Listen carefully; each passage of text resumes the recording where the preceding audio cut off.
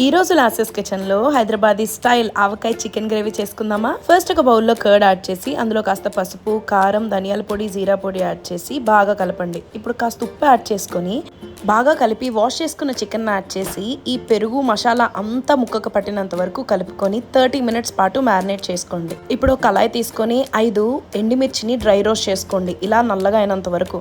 ఇప్పుడు ఆవాలు, జీలకర్ర, కాస్త ధనియాలు లేదా ధనియాల పొడి యాడ్ చేసి డ్రై రోస్ట్ చేసుకొని మిక్సీ పట్టి పక్కన పెట్టండి.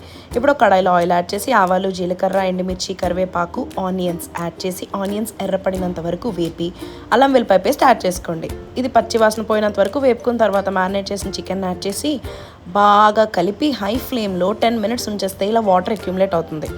ఇప్పుడు మనం గ్రైండ్ చేసుకున్న మసాలాని 3/4 అమౌంట్ యాడ్ చేసేసుకోవాలి. ఇప్పుడు దీన్ని బాగా కలిపి 50 ml ఆఫ్ వాటర్ యాడ్ చేసి లిడ్ క్లోజ్ చేసి మీడియం ఫ్లేమ్లో 10 మినిట్స్ అలా వదిలేయండి. ఇలా వాటర్ అక్యుములేట్ అయ్యి దగ్గరకు అవ్వడం స్టార్ట్ అవుతుంది. ఇప్పుడు ఈ మిగిలిన మసాలాని కూడా యాడ్ చేసేసుకొని 2 చెక్కల నిమ్మకాయలు యాడ్ చేసుకోండి. ఇప్పుడు పచ్చిమిర్చి, కరివేపాకు యాడ్ చేసి బాగా కలిపి హై ఫ్లేమ్లో ఉంచితే ఇలా ఆయిల్ తేలుతుంది. ఇప్పుడు కాస్త కొత్తిమీర చల్లుకొని సర్వ్ చేసుకుంటే ఆసమ్ ఆవకాయ చికెన్ కర్రీ రెడీ.